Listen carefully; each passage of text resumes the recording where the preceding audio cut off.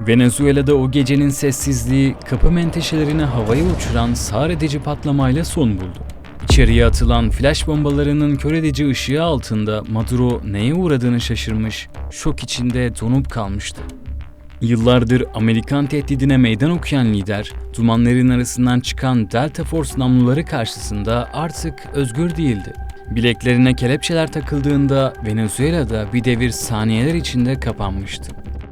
Maduro'nun kaçırılmadan saatler önce devlet başkanı sıfatıyla yaptığı son resmi diplomatik temas Çinlilerleydi. Çin Devlet Başkanı Xi Jinping'in özel temsilcisi öncülüğündeki heyetle Caracas'taki başkanlık sarayında kritik bir görüşme gerçekleştirdi. Ekim'de Maduro, Amerika'nın ablukasına karşı Çin'den askeri işbirliğinin güçlendirilmesini ve hava hareketlerini izlemek için radar tespit sistemlerinin teslimatının hızlandırılmasını istemişti. Muhtemelen Çin heyetiyle yaptığı o son görüşmede askeri desteğin verilmemesinden ve hızlandırılmamasından yakındı. Maduro'nun kaçırılış anlarında neler olduğunu GZT olarak hazırladığımız özel modelleme çalışmaları üzerinden adım adım inceleyelim. Nihai saldırı emri Trump tarafından 23.46'da verildi. Gece boyunca Batı Yarımküre'nin dört bir yanındaki karada ve denizde konuşlu farklı üsler ve gemilerden havalanan uçaklar ve helikopterler gökyüzünü doldurdu. Operasyonun en sıcak anlarında havada aynı anda 150'den fazla uçak görev yapıyordu. Görünmez avcılar F-22 ve F-35'ler, donanmanın bel kemiği F-18'ler, elektronik harp uçakları E-18 ve EA-18G, havadan erken ihbar uçakları E-2'ler, ağır bombardıman uçağı B-1'ler ve çok sayıda silahlı insansız hava aracı bu taarruzun parçasıydı. 2011'deki Usame Bin Laden operasyonunun görünmez mimarı RQ-170 Sentinel de Venezuela semalarında sahne aldı. S-300VM radarlarına yakalanmadan hava sahasının derinliklerine sızan bu hayalet İHA, Venezuela savunma ağının radar emisyonlarının ve komuta merkezlerinin adeta dijital röntgenini çekti. Çıkarılan bu detaylı elektronik harita, operasyon gecesi Venezuela hava savunma sistemlerini kör edecek elektronik harp saldırısının temelini oluşturdu. Amerikan helikopterleri düşman radarlarına yakalanmamak için Karayip Denizi'nin sadece 100 fit üzerinde Venezuela'nın başkenti Caracas'a doğru alçaktan uçtu. Peki 11 helikopterlik dev bir filo neden dalgaların köpüklerini yalayacak kadar alçaktan uçmaya göze aldı? Cevap aslında basit bir geometri kuralında gizli. Bazı radarlar düz bakar ama dünya eğimli. Bu yüzden yere konuşlu radarlar ufka baktığında sinyalleri belli bir mesafeden sonra dünyanın eğimi yüzünden yükselir ve aşağıyı göremez. Pilotlar işte bu radar ufkunun altında kalarak, yani hava savunma sistemlerinin arasından süzülerek Caracas'a görünmez bir hayalet gibi yaklaşmayı başardı. Yükseklerde süzülen F-35'ler ise düşman savunma hattında görünmez bir gedik açarak Rus yapımı S-300 hava savunma sistemlerini, uçak savar bataryalarını ve Çin radarlarını anında hurdaya çevirdi. Çok geçmeden sağdan gelen görüntüler, Caracas ve çevresindeki kritik askeri tesislerin alevler içinde kaldığını doğruluyordu. La Carlota hava üssü, başkentin kuzeyindeki stratejik La Guaira limanı ve Higuerote havalimanı Amerika'nın öncelikli hedefleri arasındaydı. Hava üsleri ve iletişim merkezleri muhtemelen Tomahawk seyir füzeleri ve özellikle radarları tespit edip yok etmek için tasarlanmış AGM-88 HARM silahlarıyla vuruldu. Tehditler ortadan kaldırıldığında Delta Force helikopterlerinin doğrudan göreve uçması için o kritik koridor çoktan açılmıştı bile. Bunlar özel operasyon kuvvetleri için spesifik olarak modifiye edilmiş, hem operatörleri sahaya indiren hem de destek ateşiyle onları koruyan MH-47 Chinook ve MH-60 Black Hawk helikopterleriydi. Uydu görüntüleri Fuerte Tiuna'nın tepeler arasına gizlenmiş bu bölgesinde en az 5 binanın yıkıldığını ve askeri ekipmanların imha edildiğini doğruluyor. O sıralarda şehir ardı ardına yaşanan patlamalarla sarsılıyor ve iletişim karartması yaşanıyordu. Trump'a göre olay şu şekilde gerçekleşti. Maduro in the dead of night. It was dark. The lights of Caracas were largely turned off due to a certain expertise that we have. It was dark. Her yer zifiri karanlığa gömülmüş, geceyi sadece yakındaki patlamaların alevleri aydınlatıyordu. Burada iki senaryoyu ele alabiliriz. Hem siber saldırı hem de şehre elektrik sağlayan santrallerin vurulması. Aralık ortasından itibaren sessizce yürütülen siber kuşatma o gece meyvesini verdi. Amerika Siber Komutanlığı haftalar öncesinden ülkenin enerji altyapısına sızmış kritik sistemlere uyuyan kötü amaçlı yazılımlar yerleştirmişti. Saldırı saati geldiğinde düğmeye basıldı ve bir anda tüm şehrin şalteri indirildi. İkinci senaryoda uydu görüntülerine bel bağlıyoruz. Askeri kompleksteki elektrik santralinin bombalandığı gözüküyor. İşte yaşanan bu elektronik karartma Venezuela ordusunun herhangi bir koordineli savunma veya karşı saldırı organize etmesini imkansız hale getirdi. Bahsettiğimiz bu vurulan askeri bölge iki otoyolun kesiştiği stratejik bir noktada yükselen Venezuela ordusunun en mahrem sığınağı.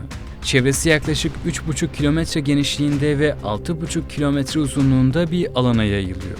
Hemen yanı başındaki dağın içine oyulmuş yüksek irtifa atış mevzileri, silahlı gözetleme kuleleri ve 7/24 devriye gezen muhafızlarıyla adeta aşılmaz bir kale gibiydi. Venezuela'nın Pentagonu işlevini görüyordu. Savunma Bakanlığı, Ordu Genel Komutanlığı ve Askeri Akademi gibi sinir merkezleri oradaydı. İstihbarat raporlarına göre Maduro'nun en seçkin 5000 askeri o alanı korumakla görevliydi ancak başarılı olamadılar. Baskına dönersek çok geçmeden sosyal medya gökyüzünü dolduran helikopterler ve patlamaların görüldüğü o görüntülerle dolup taştı. Videolardan birinde dumanların yükseldiği Caracas semalarında alçak irtifada süzülen bir helikopter konvoyu net bir şekilde görülüyordu. Bir helikopter, tepenin içindeki bir yeraltı girişine açıldığı düşünülen ve hasar görmüş bir yola doğru alçalışa geçti. Ancak Maduro'nun yerleşkesine yaklaştıklarında ateş altında kaldılar. Venezuela muhafızları Kübalı meslektaşlarıyla hızla tepki verdiler ama direnişleri helikopterlerden açılan yoğun koruma ateşi karşısında nafile kaldı. O anlarda tek bir helikopter isabet almış ama buna rağmen uçuşuna devam edebilmişti. Helikopterler nihayet tam hedefe varmış ve üzerinde bekliyordu. Düzinelerce saldırı helikopteri gökyüzünü bir ateş çemberine çevirip baskı ateşi açarken Delta Force timleri halatlarla karanlığa süzüldü. Devasa askeri kompleksin içindeki o güvenli ev olarak bilinen korunaklı yerleşkeye doğru hareket ediyorlardı. Amerika'nın sahadaki istihbarat ajanları da bu karmaşık yerleşkenin içinde timlere an be an rehberlik etti. Askerler birden fazla noktaya eş zamanlı iniş yaparak cerrahi bir hızla hedeflerine ulaştı. İçeri sızma anı kimsenin o anda beklemediği bir süratle gerçekleşti. Patlayıcılar kapıları havaya uçururken flash bombalarının kör edici ışığı ve sağır edici gürültüsü korumaları dağ silahlarına davranamadan etkisiz hale getirdi. Delta Force odaya daldığında Maduro savunmaya geçmedi. Şok ve dehşet içinde donup kalmıştı. O ve eşi saniyeler içinde kaçırıldı. Evden çıkartılmaları çok kısa sürdü. Timler Maduro ve eşini dışarıdaki Chinook helikopterlerine bindirerek geri uçmaya başladılar. Venezuela hava sahasını terk edip Karayiplere yöneldiklerinde onları bekleyen manzara 8 muhrip, 3 amfibi hücum gemisi ve devasa USS Iwo Jima'ydı. Ancak yolculuk burada bitmedi. Çift gemiden MV-22 Osprey helikopterleriyle alınıp önce Guantanamo'daki gizli bir üsse, oradan da C-17 askeri kargo uçağıyla final durağına yani New York'a uçuruldu. Caracas'taki operasyon toplamda 2 saat 20 dakika sürdü. New York'ta yargılanan Maduro, savaş esiri ve masum olduğunu savunurken kendisine yöneltilen uyuşturucu kaçakçılığı iddialarını reddediyor. Adil yargılama vaadiyle ilk celse sona ererken İkinci perde 17 Mart'ta yapılacak. Trump o operasyonu Beyaz Saray'ın o meşhur durum odasından değil de Florida'daki kalesi Mar-a-Lago'dan takip etti. Yanında CIA Başkanı ve Dışişleri Bakanı Marco Rubio ile birlikte ekranlara yansıyan operasyonun canlı akışını saniye saniye izledi. Aslında Trump düğmeye 4 gün önce basmıştı. Generaller hazırdı ama hava şartları bekleyin diyordu. Bulutlar görüşü kapattığı için operasyon son anda ertelendi. Amerika Genelkurmay Başkanı o gergin bekleyişi şöyle özetliyor. Askerlerimiz Noel ve yılbaşını kutlamadı. Onlar doğru koşulların oluşması ve başkanın emri için karanlıkta hazır kıta bekledi. Dünya ise baskını o gece duydu. Ama aslında aylar önce kurgulanmıştı. Sahne arkasında CIA, NSA ve Ulusalcı Uzamsal İstihbarat Ajansı gibi devler operasyona ortaklaşa çalışmıştı. Washington Post'a göre nihai darbeden haftalar önce Caracas sokaklarına 2 ayrı Delta Force timi sızdı. Görevleri Maduro'nun günlük rutinlerini çıkarmaktı. Pentagon'a bağlı Muharebe Uygulamaları Grubu olarak bilinen bu askerler, Maduro'nun rutinini adım adım haritalandırdı. Hatta sadece dışarıdan değil içeriden de kuşatılmıştı. Hükümetin tam kalbine yerleştirilen bir köstebek sayesinde Maduro'nun hayatında özel diye bir şey kalmamıştı. Nerede uyuyor, ne yiyor, evcil hayvanları o an nerede hepsi an be an kayıttaydı. Buna istihbarat dilinde pattern of life yani yaşam örüntüsü deniyor. Her insan alışkanlıklarına köle aslında. Örüntü analiziyle rutindeki zayıf anı, örneğin iki bina arasındaki 30 saniyelik yürüyüşü tespit ediliyor. Baskın da işte o 30 saniyeye göre planlanıyor.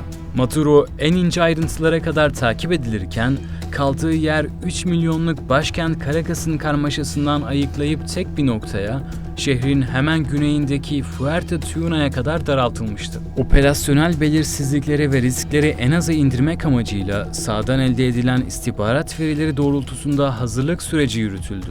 Baskının başarı ihtimalini artırmak adına hedef binanın bir kopyası inşa edilerek olası senaryolar üzerinde kapsamlı provalar yapıldı ve operasyonel değişkenler kontrol altına alınmaya çalışıldı. Maduro'nun derdest edilmesinin hemen ardından Trump, Venezuela'nın yönetimini fiilen Washington'ın devraldığını duyurdu. Bu vesayet döneminin iktidar güvenli ve aklı selim bir şekilde el değiştirene kadar devam edeceğini savunuyorlar.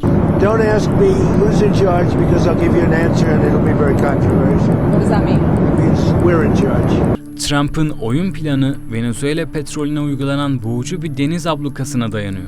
Teoriye göre bu abluka kimin koltukta oturduğundan bağımsız olarak tüm yetkilileri uzaktan kontrol etmeye yetecek bir baskı unsuru. Hatta Amerikan postallarının Caracas'a ayak basmasına bile gerek kalmayacak. Trump'ın Venezuela'nın önüne koyduğu liste resmen bir teslimiyet teklifi. Masada 6 tane madde var. Her biri ülkenin egemenliğine atılmış birer kanca.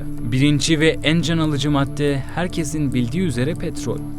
Trump açıkça şunu söylüyor: bu petrolü benden başkası satamaz. Olay sadece satışla da bitmiyor tabii ki. Petrolün kuyudan çıkmasından tankerlere yükselmesine, okyanustaki sevkiyatından dağıtımına kadar zincirin her halkasında tek patron Washington olacak. Yani Venezuela kendi malının sahibi değil, seyircisi olacak. Yerin altında yatan yaklaşık 300 milyar varillik o muazzam servetle dünyadaki bilinen tüm petrol rezervlerinin neredeyse %17'sine sahip. Yani tek başına bir enerji devinden bahsediyoruz. İşte bu devasa rakamlar karşısında Washington'ın sağdaki tek ve en güçlü kozu Chevron. Yaptırımların en ağır hissedildiği dönemlerde bile özel lisanslarla ülkede tutunan tek Amerikan şirketi onlardı. Bu sayede sadece fiziksel altyapıyı değil, sahanın operasyonel hafızasını da canlı tuttular. Venezuela'nın ekonomik geleceği Çin ve Rusya'sız yeniden kurgulanırken vanaları en hızlı çevirebilecek tek aktör onlar. İkinci şarta gelelim. Venezuela'yı tamamen bir fanusa hapsetmek. Çin, Rusya, İran ve Küba. Hepsi ülkeden derhal çıkarılacak. Washington, Caracas'ın bu ülkelerle yıllardır kurduğu tüm ekonomik ve stratejik köprülerin havaya uçurulmasını, bağların tamamen koparılmasını istiyor. Well, in terms of China and Russia, well, Russia when we get things straightened out. But in terms of other countries that want oil, we're in the oil business. We're going to sell it to them. We're not going to say we're not going to. In other words, we'll be selling oil, probably in much larger doses because they couldn't produce very much because their infrastructure was so bad. So we'll be selling large amounts of oil to other countries, many of whom are using it now. But I would say many more will come. Veya kendi işine geldiği doğrultuda pay almalarını düşünüyor. Çünkü artık Batı Yarımküre'yi kendi iç güvenlik bölgesi olarak görüyor. Bunu Rusya, Çin ve İran gibi rakiplerinin buradaki etkisini oldukça kısıtlayacak adımlar atarak yapacak. Rakamlara bakacak olursak OPEC verilerine göre ülke şu an günlük yaklaşık 1 milyon varil üretim yapıyor ve bunun 1/4'ü doğrudan Chevron'ın tezgahından geçiyor. Ancak asıl çarpıcı tablo ihracat rotasında gizli. 2023 verilerine göre Venezuela petrolünün 2/3'ü Çin'e akarken Amerika'nın payı sadece %23'te kalmıştı. Şimdi Washington'ın hamlesiyle bu akışın yönünün nasıl değişeceğini hep birlikte izleyeceğiz. Gelelim işin en kritik kısmına, yani paraya. Trump lafı hiç dolandırmıyor. Bu parayı Amerika ve Venezuela halkı adına biz yöneteceğiz diyor. Amerika Enerji Bakanı da çıkıp petrolü süresiz olarak biz satacağız diyerek bu planı doğruladı. Yani o devasa petrol gelirleri artık büyük çoğunlukla Caracas'ın hazinesine değil, doğrudan Washington'ın kontrolündeki hesaplara akacak. Baskı mekanizması sadece ekonomiyi boğmakla kalmıyor. İçeride tam teşekküllü bir siyasi düzen operasyonu da mevcut. Venezuela İçişleri Bakanı'na verilen mesajda şu denilmek isteniyor: ya geçici başkan Delcy Rodriguez'e biat edersin ya da Maduro'nun sonunu paylaşırsın. Hülasa, dünyanın en büyük petrol rezervlerinin üzerinde oturan bir ülkeye şöyle diyorlar: toprak senin olabilir, kaynak senin olabilir ama o hazinenin anahtarı artık bizim cebimizde.